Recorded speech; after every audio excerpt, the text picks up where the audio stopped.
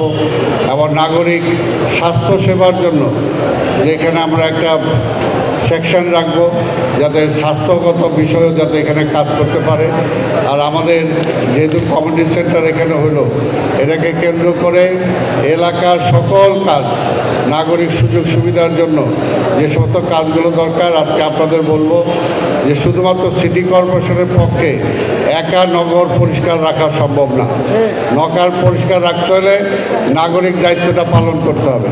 আমরা যদি ড্রেনগুলো বন্ধ করে দেই, আমরা যদি পলিথিন ফেলে ড্রেন বন্ধ করি, একদিক দিয়ে সিটি কর্পোরেশন পরিষ্কার করে গেল, আরেক দিকে আমি ময়লা আবর্জনা ফেলি, তাহলে তো হবে না। আরেকটা ব্যাপার পরিষ্কার, যেটা নগরের পক্ষ থেকে বলা হয়েছে, যারা ময়লা আবর্জনা সংগ্রহ করার জন্য যারা টেন্ডার নিয়েছেন, পরিষ্কার কথা সেখানে উল্লেখ আছে 100 টাকার বেশি কেউ নিতে পারবেন না। যদি নেন তাহলে তার লাইসেন্স কিন্তু বাতিল করা হবে। এটা পরিষ্কার, এটা আমি মামুনকে বলবো, লোকালি যারা আছো তোমরা এটাকে নিশ্চিত করতে হবে যদি নাগরিকদের উপরে কোনো আলাদা ট্যাক্স হয়। আর কোনো চাঁদাবাজি চলবে না, কোনো চাঁদাবাজি চলবে না, এটা কিন্তু পরিষ্কার। আমাদের মাননীয় প্রধানমন্ত্রী একদম পরিষ্কার বলে দিয়েছেন। যদি আমাদের দলেরও জানি আমরা যে 17 বছর অনেক কষ্টে ছিলাম, আমরা অনেক কষ্টে, বাড়িঘর ছিল না, ব্যবসাপাতি অনেকের চলে গেছে, দোকানপাট চলে গেছে, চাকরি চলে গেছে, তাদের রিহ্যাবিলিটেট করার দায়িত্ব আজকে এখানে আপনাদের নেতা। আপনারা দেখেছেন সাদেক হোসেন খোকার কাছে যায় কেউ খালি হাতে ফিরছে, এটা কেউ পায়নি। সাদেক হোসেন খোকার স্মৃতি এই ঢাকা শহর আজীবন বয়ে বেড়াবে, আজীবন বয়ে বেড়াবে। বিশেষ করে পুরনো ঢাকার মানুষ কখনো বলতে পারবে না যে দল মত নির্বিশেষে সাদেক হোসেন খোকার সহযোগিতা পায় নাই। আজকে তা আপনারা যাকে ভোট দিয়ে নির্বাচিত করেছেন এবং মাননীয় প্রধানমন্ত্রী যাকে সম্মানিত করেছেন মাননীয় প্রতিমন্ত্রী হিসাবে, এটা আমাদের এলাকার গর্ব। তাকে পাশে নিয়ে আজকের আমি এই কমিউনিটি সেন্টার উদ্বোধন করতে যাচ্ছি। এটা আমার জন্য একটা অনেক স্মৃতি বহন করবে আমার আজীবন। আজকে যেটা মন্ত্রী মহোদয় যেটা বলেছেন যে আমাদের এক ভদ্রমহিলা আছেন এলাকার, আমাদের টোটাল এই প্রজেক্টটা হলো 20 কাঠা, তার মধ্যে 5 কাঠা সে ভদ্রমহিলা দান করেছেন। এবং সেই সময় বোধহয় আমাদের সাবেক মেয়রের সাথে তার একটা কথা হয়েছিল একটা স্বাস্থ্য কমপ্লেক্স এখানে করা। তো ইনশাল্লাহ আমরা সেটা যাতে ব্যবস্থা করতে পারি সেটা আমরা চেষ্টা করব।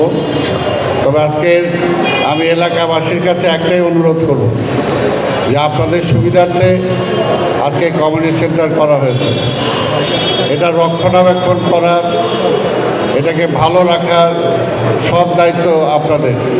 আমাদের লোকাল কমিশনার মামুন এটার সাথে জড়িত ছিল, তাকেও ধন্যবাদ জানাই। আমাদের লোকাল বিএনপি যারা ছিল, আদার্স অন্যান্য রাজনৈতিক দলে যারা ছিল, কারণ কমিউনিটি সেন্টারটা সবার জন্য, যে কমিউনিটি ডেভেলপমেন্টের জন্য, কমিউনিটির ফ্যাসিলিটিসের জন্য, এবং সেই কমিউনিটিতে সবাই থাকবে দল মত নির্বিশেষে।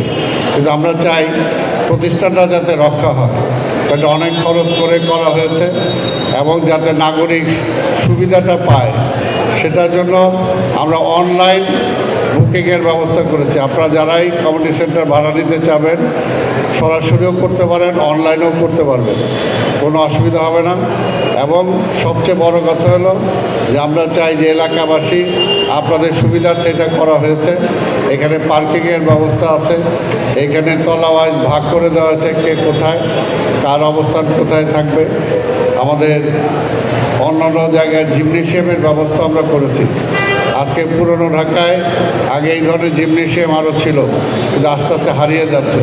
আমরা সেগুলোকে আবার পুনর্গঠিত করার জন্য চেষ্টা করব। আমরা বিভিন্ন কমিউনিটি সেন্টারগুলোতে লাইব্রেরির ব্যবস্থা ছিল, এমপি বানিয়েছেন, আমাদের প্রধানমন্ত্রী তাকে মন্ত্রী বানিয়েছে।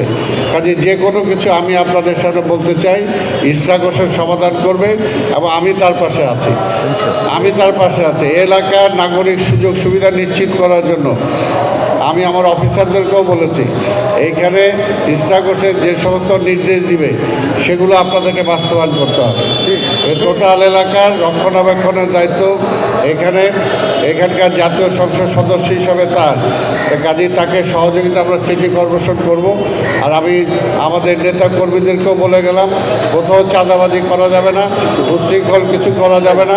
ফুটপাত কেন্দ্রিক বিষয় তো, যদি ফুটপাতে কেউ চাঁদাবাজি করে যদি বলে এটা আর ফুটপাতে কোনো চাঁদাবাজি হবে না। আর কারো সামনে সৃষ্টি হয় ফুটপাত আমরা এগুলো ঈদের পরে বসবো, আমাদের ইশাক হোসেন সহ আমরা লোকাল যারা আছে তাদের সাথে বসে, কারণ ফুটপাতের এবার কী ব্যবস্থা করা যাবে, হকারদের কোথায় কী করা যাবে, রিক্সা কী করা যাবে। আমরা কারোর পেটে লাথি দিতে চাই না, কিন্তু আবার অতিরিক্ত কারণে নগরের ক্ষতি হোক এটাও নিশ্চয়ই আপনারা চান না। আমরা সব কিছুকে সমন্বয় করব। আপনাদের লোকাল এমপি উনি এখন মন্ত্রী, জাতীয়ভাবে দায়িত্ব আছে, তারপর লোকাল দায়িত্ব পালন করবে এবং আমি সবসময় তার পাশে আছি। ইনশাল্লাহ আমরা চেষ্টা করব। তা আপনাদের আমি আর বক্তব্য দীর্ঘায়িত না করে আপনারা এটা রক্ষণাবেক্ষণ করবেন, ঠিকমতো ব্যবহার করবেন, মানুষের উপকার যাতে আসে সেটা কাজে লাগাবেন। এই কথা বলেই আমি আবার আমার নেতা সাদেক হোসেন খোকার এটা ভিত্তিপ্রস্তর স্থাপন করেছিলেন, তার স্মৃতিকে সামনে রেখেই আজকের এই কমিউনিটি সেন্টারের শুভ উদ্বোধন আমি ঘোষণা করছি। আপনাদের সবাইকে ধন্যবাদ।